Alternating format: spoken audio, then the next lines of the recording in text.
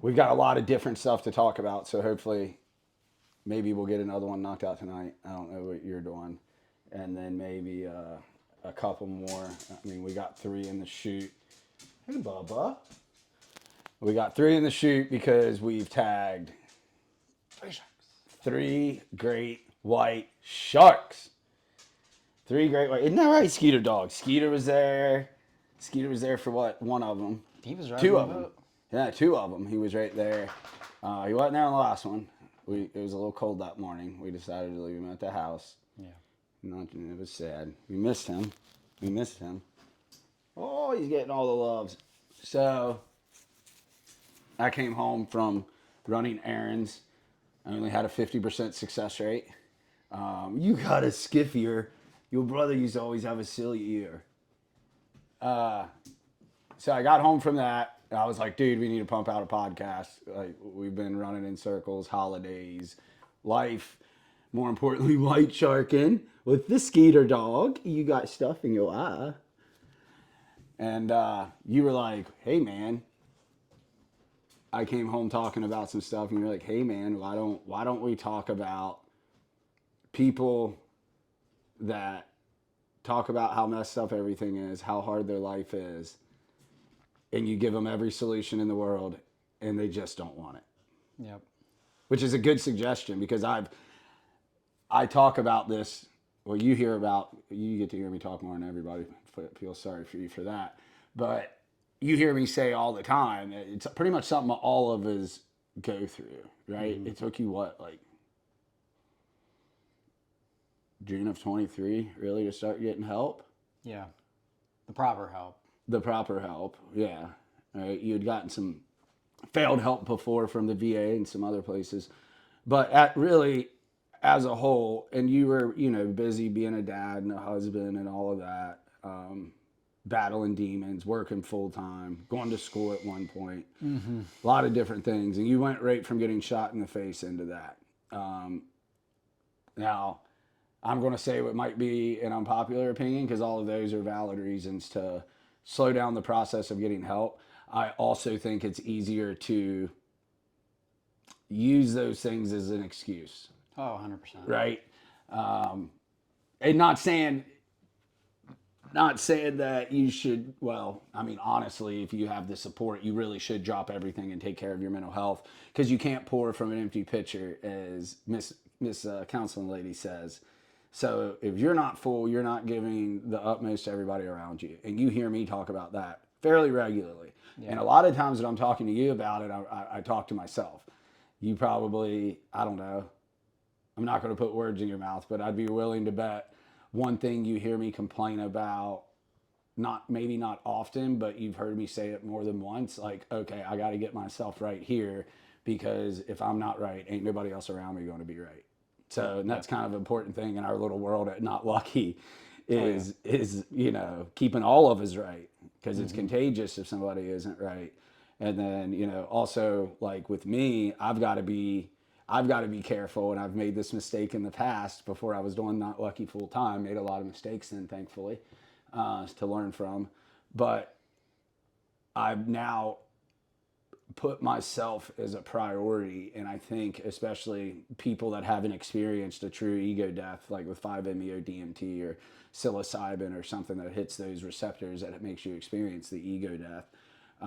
I think that's hard to understand. It was always really hard for me to understand, really. I mean, even when I started applying it, like putting myself as a priority, it was still in the back of my head that it wasn't the right thing to do.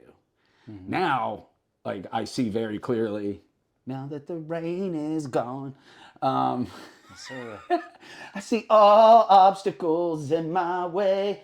So anyway, seeing more clearly now, it's like, it's very clear to me. Like, and you probably see it living with me, that if I'm not running at 100%, which it's hard to run 100% all the time, it's impossible to run 100% all the time.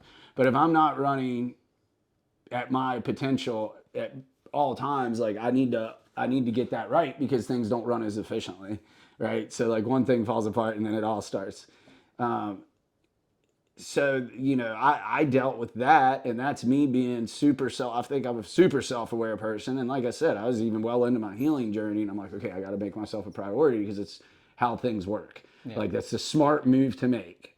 Like, it's smart for myself. It's smart for those around me. It's smart for the business of Not Lucky, right? And even knowing all of those things, there was still something in the back of my head for a good while, really, until this last time at Ambio that was like, you're not doing the right thing. You're taking too much time for yourself, And I don't know. I don't really have that since end of October.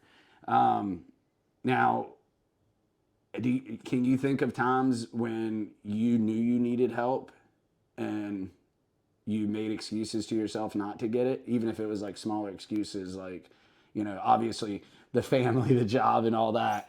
Those are excuses, but they're kind of a little bit more valid, right? It's excuses you should work around, but it's reasonable. It takes time to work around those things. But can you remember a time that you were like, maybe by yourself, maybe drunk or hungover or whatever, and just being like, I'm jacked up, like I need something, and then you make a reason up not to go? Do you remember that? Yeah, there was on more than one occasion where I knew that I was, struggling and I was in a bad way, and I would just continue to make excuses, or I would fake the funk and take the right steps to get the help, and then would just kind of bullshit my way through a therapy session and tell them what they wanted to hear, or tell them that the medication I was on was doing what it needed to, and when in reality I wasn't. I was I was really depressed, and I was going hard on the alcohol, and I was just consumed by my work stress and life stress as a dad, that I just would, I felt guilty taking any time for myself to get the, like if I need to take time off or to go get, go to therapy, or even, when you were telling me about your first trip to Ambio, I was like, there's no way I could go spend a week away from my family. And when a week is nothing. And in my head, I was like, there's no way. I was like, I couldn't take a week away from my family. And I just made it, an excuse anytime to make it in my head, to make it, not possible. So basically, what we're calling like a little bit more of a valid excuse. It's not a valid excuse. It's a reason that things might take longer if you're doing something drastic, right? It might take a little bit more time to be like, hey, I can pull this off. Hey, I can do it. But it sounds like, and correct me if I'm wrong, it sounds like what it sounds like you were doing was, instead of having it as a reason that things might take just a tad bit longer, and the whole process might be a little longer, it was a reason for you to go automatic. You went straight to using it as an excuse. So instead of a reason to plan it out differently and complicate the problem or planning process, you were immediately nope. You just nope. Okay. Yeah. And dude, I'm trying to remember back to the reasons why. I mean, I knew I was jacked up for a long time, and everything was on the outside looking in great. I had the big boat, the hot girlfriend, you've heard it a billion times, but it's like had all the things. Could buy whatever I wanted. Was spending money on retail therapy.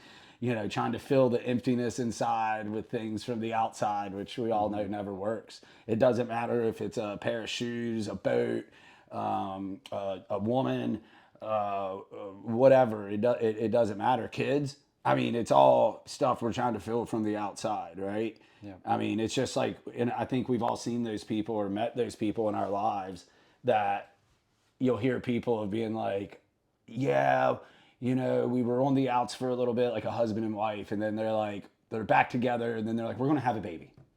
Yeah. And you're like, wait, what? Yeah. Like y'all were just what? You were just ready to move out. You guys were going to kill each other, like whatever it may be. Like you guys hated each other 2 weeks ago, and now you're good and you're gonna have a kid. Yeah. And it's like, it's mind-boggling, right? But it's like we all do it to some degree, right? So moving on with that, let's let that evolve into, and that goes into the same mentality, right? That excuse. I don't know what it is. I always say when we're in these places that like the darkness grows, right? It's like a cancer, like it Yeah. grows. And the more you feed it, the more it's going to grow. And it almost develops, I don't know how to word this eloquently, but it almost develops like its own personality, like because it grows to your ego, right? Like Oh that yeah. thing that Oh we yeah. all should be destroying. It like attaches itself to it and turns it dark, and then the darkness starts to grow. That cancer grows, and it's inside of you, and it starts taking over, and you have less and less positive thoughts, less and less positive things in your life, right? And as it grows and the darkness takes over the light, that darkness, it doesn't want to die. It wants to live. Oh yeah. I mean, That's what makes you get a drink, right? How many times do you think you grabbed a drink knowing damn well you shouldn't be doing it? oh, I mean, 9 times out of 10. I Yeah. mean, dude, before I got here, I was in such a bad place. I would scream at the top of my lungs in my car, leaving work. I'd be screaming about made up conversations I'd have in my head with other coworkers, and That never happened. it never happened. Nope. And I'd be screaming and freaking out, and then I would start crying. I would cry like all the time in my car and just have these meltdowns. And then I would immediately go to the gas station and pick up a 12-pack of beer. And as soon as I got home, it was off to the races. And I was drinking IPAs, so they were super strong. But it was just like I got to that point where I was just every time I got off work, I would just have these meltdowns in my car and like these, I like anger outbursts, screaming at fucking no one. Yeah. Like, yeah. I mean, thank God nobody like that I knew saw me in my car, because they would have been like, man, needs some serious help. It was just bad. And I knew like, man, I got to get this under control or like I'm going to have a breakdown. And Had to break down. I had the breakdown. It was a bigger job. Bigger job. The wheels fell off. Yeah, yeah, bro. That is a very good analogy for what went down with you, and it's I huffed and I puffed and I blew the house down. the whole thing, the whole man. thing, and I'm really glad you shared that, because I think a lot of dudes like us, and I'm sure civilian dudes too, and I'm sure women as well. People in general, but I think I think the stuff we go through, like you hear a lot because of, you're helping out with Not Lucky. So you hear a lot of things. I think that's way more common than we realize. Well, that's like people have the problems and they want to talk about it, and then you present them a solution and they run from it, or they're like, Yep. oh, I can't do that, or I don't have the time, or I don't have X, Y, and Z, and it's like you have to make the time, or you have to put in the effort if you want a different result. Effort. You have to put in you the have effort. to want it. And you've heard me say one of the hardest things about my job is, especially when you know the guy, if you're like, they come to you with, some real life problems. Yeah, for sure. Like you've heard some of the stuff like that, like I've heard, and you've heard guys share things, and it's like, whoa, you know what I mean? It's like, we had a buddy for a good while that was living without electricity, and we were like, whoa, like stop, hold the phone, what is going on? It's like, what is happening right now? And then it's like, for me, I consider myself a very empathetic person. I'm very good at putting myself in other people's shoes, I think. And I can still close my eyes and take myself back to when this house was covered in dog shit. Like I remember the gun in my mouth. I remember the feelings. I remember the feelings after. I remember the years after, while I was building American fishing charters, of me having my breakdowns. I remember in 2021 too, I had to lock myself in here for a couple of days because I had this dude created an issue with me because like he thought I wanted his like girlfriend or something because I liked a post of hers, like one of these really, you know, insecure whiskey and cocaine lifestyle kind of dudes. And like he had no idea. He didn't know me at all. Like I didn't really know him at all. Didn't care to. And I got a phone call from a mutual friend. I'm like, what is happening? Like, are we 12? And like, you know, I talk to this dude. I get him on the phone. I'm like, hey, bro, like, one, like, I love my chick, like, more than anything. This is when I was with Bonnie. So it was like, dude, get out of town, you know. Yeah. And then of course I was a little bit of a jerk about it, and I was, you know, I was like, dude, if we're being honest, if I was single, like that still ain't gonna happen, dude. Like I pretty much guarantee you, any chick that you go after in the bar, I'm not going to go after. Like Yeah.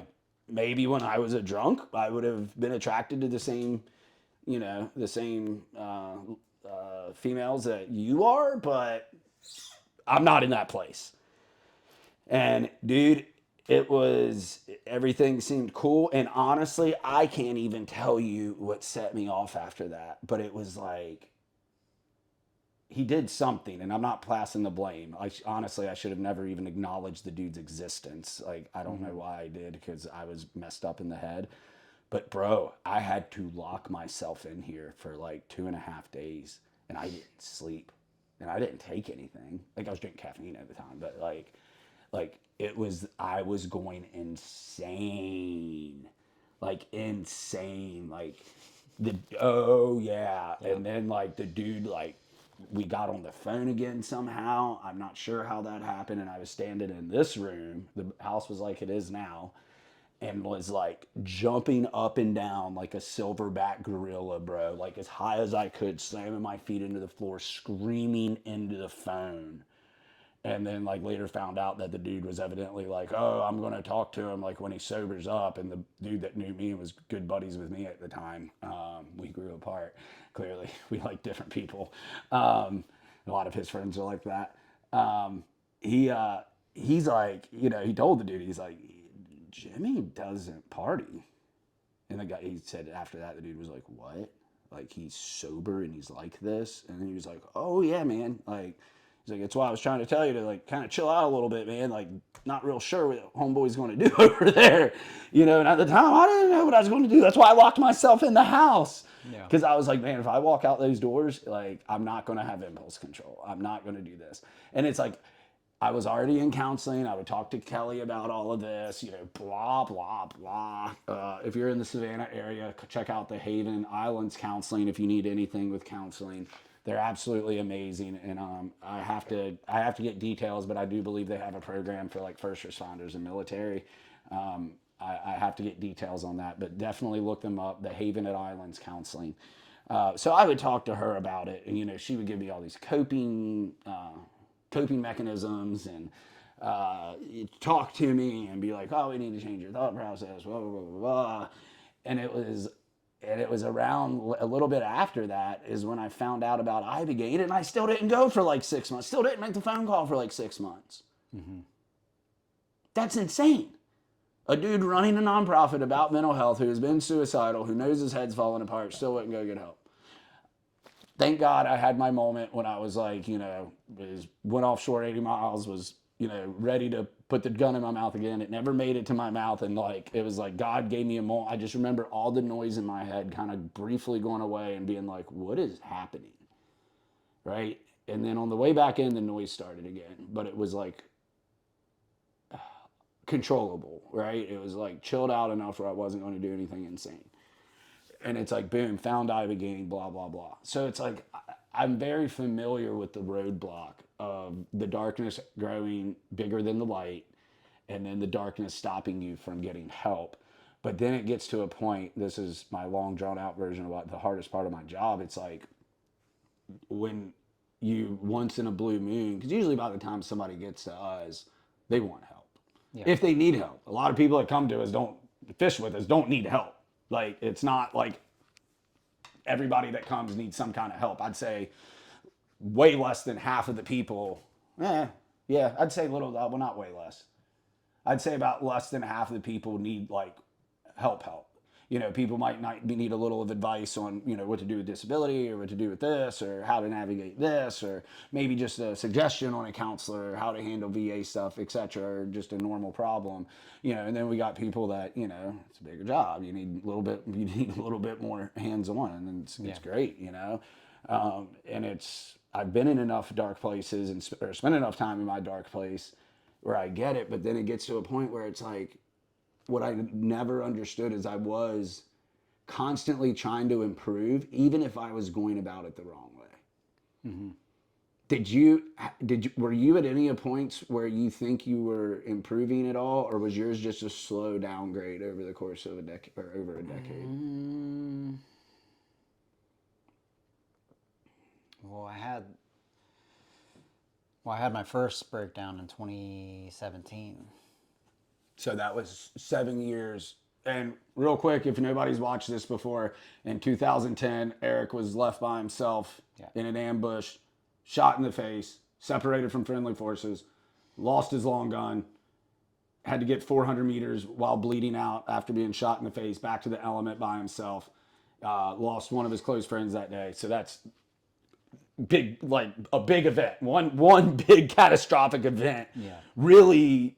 Now granted, and you said we'll get to all this eventually down the road with our Eric specials, which I'm super stoked about, by the way, but it's like a lot led up before military. But that day was clearly the steel beam. Usually you say it's the straw that broke the camel's back. I think your camel's back had a lot of strength. I think your back had a lot of strength left in it, even though you'd been through the ringer. But that I-beam being dropped on it didn't help, that proverbial I-beam. So back to what you were saying. I'm sorry. I just wanted people to know that yours wasn't like a thing like my story. And it was, you know, because I feel like mine's I don't know if more normal is the right word, but it's usually a lot of times guys don't have one intense moment that is just boom, life changed forever. So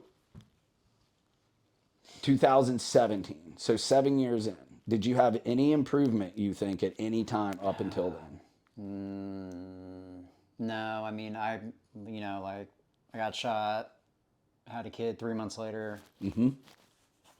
Started my med board process, got out in 2012, you know, immediately started school, had another kid. And then we moved from Savannah in 2014 up to Somerville. You already had Dylan. You already had one. Right? No. By 2012. Dylan was 2000. February 2011. Oh, okay. I'm sorry. I thought Dylan. No, my math sucks. Go ahead. Eli, about 18 months later, October of 2012. You know, and then 2014 we moved up to Somerville. And, I mean, I don't know, I didn't really deal with any of that from getting shot. And, you know, I just kind of was on this path of drinking. I was going to pain clinics because of my back. So, you know, I just had a lot of Band-Aids that I could throw on the pain, or however you want to say it. And, I just continued to run from it, basically. Never saw any type of improvement. And then in 2017, I just completely broke down. Ended up at the VA for 9 days in their mental health clinic. You know, I took a grippy sock vacation, which is, man, that's an experience. It's an awful experience. The only good thing out of that, you know, was it's sobered me up. And, you know, I wasn't sure what I was going to come home to. So, yeah, you know, after 9 days, I did get it out to go home. And unfortunately, went back to my old ways. Yeah. I continued to drink. I think I saw a counselor 2 or 3 times at the VA and basically did the same thing as before, told them what they wanted to hear, told them I was doing great and the meds worked, I was sleeping well, when in reality, none of that was happening. What was your thought process? Like, so we all lied in the Army when they asked us about mental health stuff, because back then we had to. If we wanted to stay with our jobs, back then we had to. I don't care what anybody says. I think most people from our day would admit that, unless you were, I don't know, whatever. We're not going there. What do you think made you tell them what you thought they wanted to hear afterwards? As a civilian? I don't know. Yeah, it's a hard I think I was too proud to tell them. I don't know. I didn't want them to know how, fucked up I was, because they're, it'd be the same questions. Are you suicidal? Do you think about harming yourself? Or, how much are you drinking? And it's like, well, only once or twice a week. I mean, in reality, it was like, I'm drinking every night. And how many drinks are you having? Only one or two. 8 or 10. Yeah. Well, and it's funny, it's like I would feel like in 2024, right? Especially all this education that gets shoved down our throat. Not that education's a bad thing. I just think there's such a thing as over-education, or indoctrination, whatever you want to call it. But I think it's interesting that they haven't figured out better ways to go about those questions, right? Like, there's got to be a better way. I mean, you're asking alcoholics, a demographic.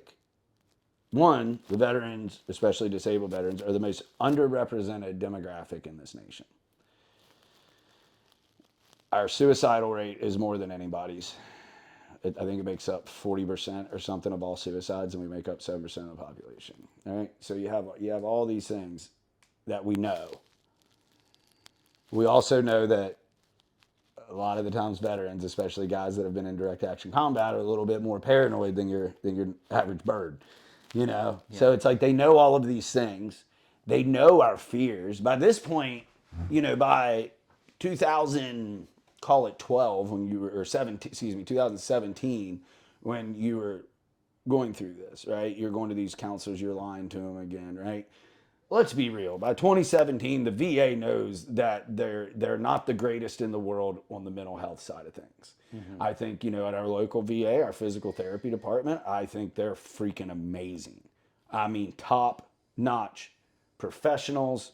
They care about their patients. I can't think of another place I'd want to go for physical therapy than the Savannah VA, right? Then in the same place, you have a ketamine clinic, which means you have money for ketamine clinic, but you don't have anybody running the ketamine clinic, and it's not open. That's the last I heard anyway. So it's like, okay, that's completely crazy, and we know all that's wrong. That's on the surface. All right, whatever. You're understaffed. We'll call it that. Yeah. But then all of a sudden, it's like, do you guys look at any of your own data? Like, do you look at it? Because what I don't understand is how on God's green earth that they think our demographic, that's the best way to go about it, is how much are you drinking? Do you want to kill yourself? Well, no, because everybody's afraid they're going to get thrown in the Grippy Sox farm, right? Like, that's what it, and this is a well-known thing. And their first course of action is here, take an SSRI. Take an SSRI. Let's take your already damaged brain and change the chemical makeup. Let's throw some more chemicals on there. Mm-hmm. Oh, if that one doesn't work, we'll add one to it. Yep, to help. Didn't you ask to try to come off of an SSRI, and they told you, well, we shouldn't do that, kind of talked around it, and then offered you another drug to counteract what you were talking about with that one? Was that you? Yeah, basically, I told them I wanted to come down and slowly wean myself off, and they basically were like, well, you can't do that. You need to continue on this SSRI. We'll cut back on it, but we'll add this other antidepressant to help with headaches. And I was like, no, thank you.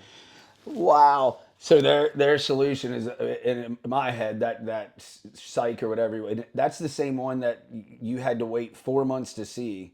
Or first time it was 7 weeks. Yeah. So you went, you said, I'd like to come next week. He said, how about 2 weeks? Yep. They didn't have an opening for 7. You go back at 7, and then is that when you told him all these things, or was that the first one? That was the first time around. So he knew that you thought your dosage was off, knew you wanted a change, and then said the earliest he could see you is 7 weeks. Yeah. Then at that one, what was it, 8 or 16 weeks? 16. It was 4 months. I saw him in October, and my next employment isn't until February. 4 months. Yeah. 16 weeks. So he was going to give you another drug that you hadn't taken before and then not see you for 7 weeks. I know it takes time to kick in, but my gosh, you couldn't see you at week 4, especially when you asked for an appointment the next week. I mean, I don't know if he doesn't know his schedule or not, but it's like, well, come back in a month, and somebody that doesn't do their job well, that's not you don't, if you don't know your schedule, then you tell your patient to go out and talk to reception because they take care of your schedule. Yeah. Right. And if you think it's a good idea to get a guy's schedule wrong, that when he asks for it, like, thank God you're in a good place. Like, imagine if you had nothing or nobody and they were just like, see you later. Yeah. That's just insane. It's just insane. And then they turn around after things like that, I think we kind of, and we're not going to pass the blame. The blame is on us as individuals in this mental health battle as far as not getting help. Yeah. Even though, what about the guys, their only resource is the VA, and they run into something like that? That does not, you can't expect a guy to go through that, have no support system, then turn around and have the motivation to go back in and keep fighting that mental health battle. Would it be nice to expect it? Yeah, but it's also reasonable that it doesn't happen. Like, depending on where you're at in that mental health journey, how bad you are off, your perception, how dark your hole is. Like, that's the stuff that takes the wind out of your sails. That's the stuff that makes a guy go home and off himself. That's the stuff that's preventable. The VA could prevent so many suicides by just pretending to give a shit. Yeah. I mean, it's completely insane to me that you go in and you say you want off of a drug, and their solution is, because, like I said, in my head, I bet he heard, okay, 50% less, that means that next bottle is going to be cheaper. We got to figure out a way to get more money coming from this vet. It's the only thing that explains it. Yeah. Unless doctors aren't free thinkers at the VA, or that doctor particularly, maybe that psych or whatever he is, maybe he's not a free thinker and he just sees the book that they taught him in college that says, this drug does this, do this drug to counteract, and he just doesn't hear anything, and he's overeducated. Yeah. He's got so much education that it's overridden his common sense and his compassion. He thinks his book knows more about you than you do, which is absolutely wild to me. I couldn't imagine being so egotistical that I know what's better for your brain when I've never even been in your situation. How old do you think he was? I don't think he was as old as me. Probably 34, 35 at the most. Okay, so it probably takes, 6 years of school? So who knows what he was doing initially there. I mean, it's not like VA's a top-notch paying thing, so it's probably an entry-level job for something like that. I mean, that's insane. Like, I can't imagine that, being like, I know nothing about this. I know nothing about... That would be like me running Not Lucky and never being through anything and being like, hey guys, I read this book one time that tells me if I put these chemicals in you that people get kickbacks for, they get bribes for. Yeah. Right? I think in Congress they call it lobbying. I think that's the rich man word for bribes. But it's like you got these guys that are like, oh, so you talk about profit over patient. Like, that's insane. Like, it's, oh, well, since this book says this, I can mess you up all I want because the book says it shouldn't mess you up. It's insanity. But I don't know, and I don't think there's any... I wish I knew what to tell guys when, and this goes back to sometimes I'm still too hard on myself. I wish there was something I could do for guys that when every time you give them a solution, they turn it down. But I don't think there is. I think guys and gals have to find that within. Mm-hmm. Like, I think that's a fire. Like, yeah. I think that's a fire inside of you that you either were born with / your mother or father, but you know, your mother ingrains the fire for me, you know, my mom ingrained the fire in me, right? You clearly you were just born with it. You know what I'm saying? Like you're one of the most tenacious humans I've ever met. And I know some pretty some pretty hard-headed and tenacious fellas, right? We know some hard-headed ones. But it's like so clearly you can not have been given the tools, you know, and like we always, it's like half a joke. We always say not everybody has a Barbara. My mom's name is Barbara. She's absolutely awesome. Amazing. Yeah, yeah, dude. And it's like it's a half a joke, but it's pretty serious. Where we're like, not everybody has a Barbara. Everybody should have a Barbara, but not everybody's got a Barbara, right? Yeah. You know, it's just what it is. But it's like, holy cow, man! Like you didn't have a Barbara, right? And you have that fire. It never went out. It almost went out. And then thank God, you know, when you had I guess we're referring to it as your second breakdown. Yeah. When you had that second one, that was it was like kind of like, I think it kind of put your fire out for however many days. And then, you know, when you talked about last time seeing me on that laptop and you were like, oh, whoa, you know, boom, that fire got back. And like once you moved in here, the fire was lit. It wasn't super bright at first, but it was enough. Mm-hmm. You know, because it's like if we got a little flame to work with, it not lucky. We don't need a big flame. Really, we don't even need a flame. You bring us some hot coals and ready to put in the work, we'll make that thing a forest fire. Yeah. We'll make that thing the hottest fire anybody's ever seen, and we've proven it, right? Yeah. We're not doing 100%. It in huge numbers, but we're definitely proving it, right? I would say when you came in, sorry if I'm putting too much of your stuff out there, let me know, but I'd say when you came in, like I said, you were coming in with a very tiny flame or some coals, and now like there's no issue with it. Like you're just boom, boom, boom. Like let's go. Like I want to do this better. You're catching yourself on things, right? Like we and I talk about stuff and mental health stuff and each other stuff a lot. And you used to be a lot more of you'd be like, man, this is blah blah blah how I feel, blah blah blah, and then I'd be like, man, I used to feel kind of like this when I was in this. Mm-hmm. Then we developed. Now you're coming to me and you just kind of start talking and you come up with your own solution. And I just kind of sit here and I'm like, hell yeah, bro, like you know what I mean? I just take a drink of water and be like, hell yeah, man, hell yeah, and then like boom, it stops. So that's proof that. But if you didn't have any embers, if you had no fire when you walked into this front door. If you didn't have that, then it doesn't matter. I can give you every resource in the world and even resources that aren't available to us yet to give to guys that we're working on that it's if that's not there, it's useless. You know, I was talking to a dude recently about Ibogaine, you know, because we're trying to do this fundraiser to get some slots for guys to go and it's no cost to them and all that. It's which hopefully that works out, which I got to call old Jimmy B. Anyway, it's like I mentioned it to the one guy, you know, or a couple guys, but I mentioned it to one of the dudes I mentioned it to, because at the end of the day, man, like, you know, it's gonna be a board type decision, right? We're gonna have submissions and stuff. If we have a lot of people wanting to go, we're gonna have to figure something out. It's where the job gets shitty, right? Yeah. I wish I could help every single person out there, man. I really do. But we got what we got right now. So we're sitting there and, you know, it's like, I'm telling this dude, like, hey man, like I'm working my ass off. Like I'm trying to get it to where I can get, you know, take 4 or 5 guys with me this year. Hopefully, you know, by year 3 or so, I'm hoping to be able to take 9 guys with me to AMBO at a year. And he's like, oh yeah, man, I know that worked great for you. And I'm like, well, yeah, man, it works great for everybody. He's like, yeah, I need that. He was like, because I know as soon as I come back from that, he's like, I'll be good. And I was like, whoa, pump the brakes. Mm-hmm. And you've heard me say this a million times. It's not a magic pill. It's a cheat code. Yeah. Right? Because you can't just go, there's nothing in the world that is going to ignite an inner flame but you.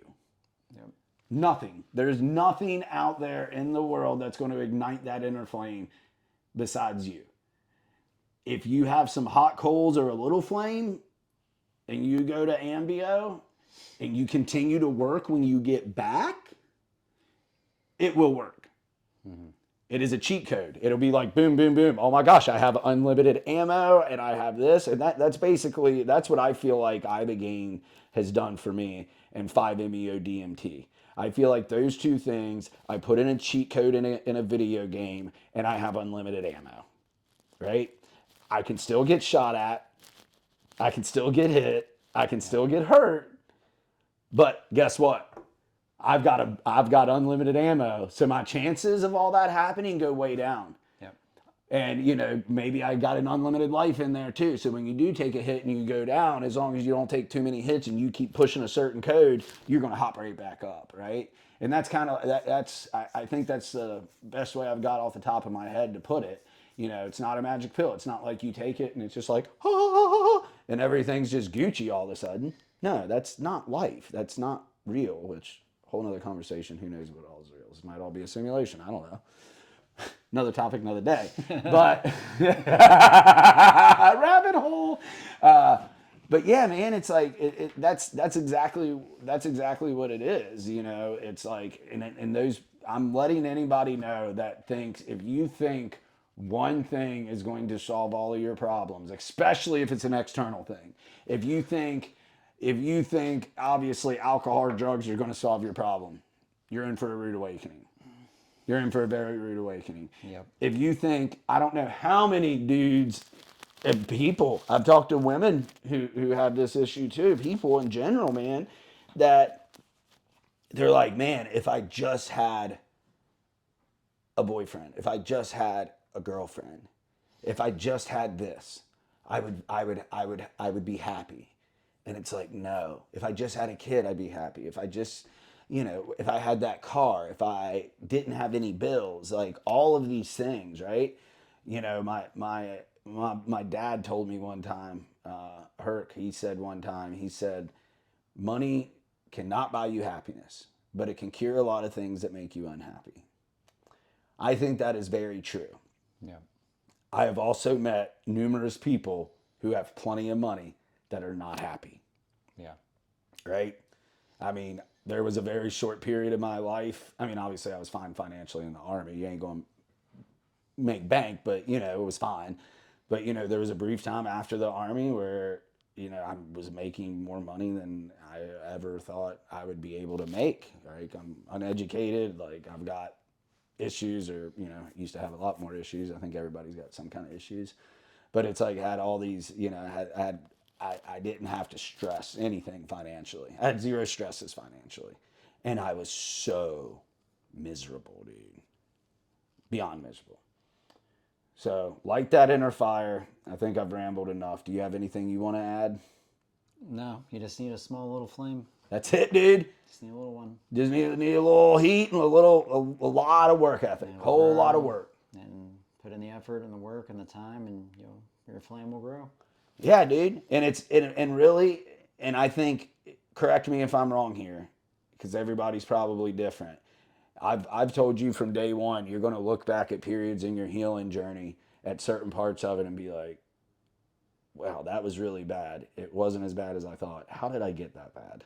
Mm-hmm. It always seems foreign. Are you there yet? Are you looking back at certain parts and you're like, how, like, I'm sure you're not quite at the laughing point yet, but it's like, I got to a point where I'd look back at bad choices and everything else and laugh, not because I'm making light of it, because it's so unbelievable to me that those things happened, that I made those choices and did those things. Yeah. Like, that's when I think the real healing takes place. It happened my first time after Ibogaine is when I looked back and I was like, I did that. And it happened early on. It happened earlier on when I was going to Kelly, and I still go to Kelly, but like, that was the first turning point. And now I really look back to not that long ago. And I'm like 2022. And I'm like, oh my gosh. Like that story I told earlier. I'm like, oh my gosh. Like, I don't believe I did that. You know what I'm saying? Like, one, it's embarrassing that like something got into my head to that point, which, let's be honest, there was a lot in the head then. But it's like, that's an embarrassment to myself. Just nobody, I don't care if a million people know it. To me, if I know it and I'm embarrassed, it doesn't change if a million people know it. Like, it doesn't change because it's inside of me. And I look back and I'm like, oh my gosh. Like, not only did I let something in my head do like that, but I was an apex predator, like going after like a buzzard. You know what I mean? Like the dude's not even on our level of the food chain. He's not even in our diet, bro. Yeah. Like our diet's way up here when like we're like nuking stuff, you know? And it's like I like came off of the top of the food chain and came down to like where the scavengers are. Bottom feeder. Yeah, bro. And it's like I look back now and I'm like, oh my gosh, like I don't Tilapia, little poop fish. Little poop fish. Oh my gosh, bro. So crazy. So crazy. And that was, like I said, 2020. Dave, that was only, what, 3 years ago? Yep. It's just now 2025. Like, that's not a long time.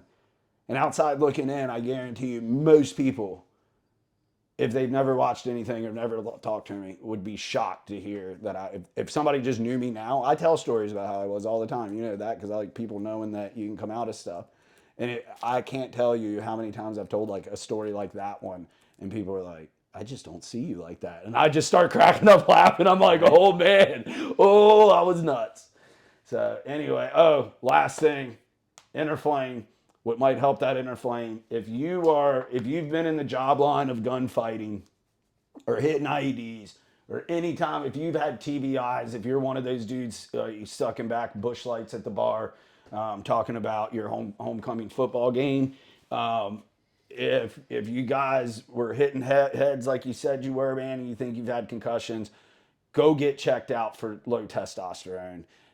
Everybody that I know that was in our old job line of gunfighting was pretty much everybody I know had low T before they're 40, period.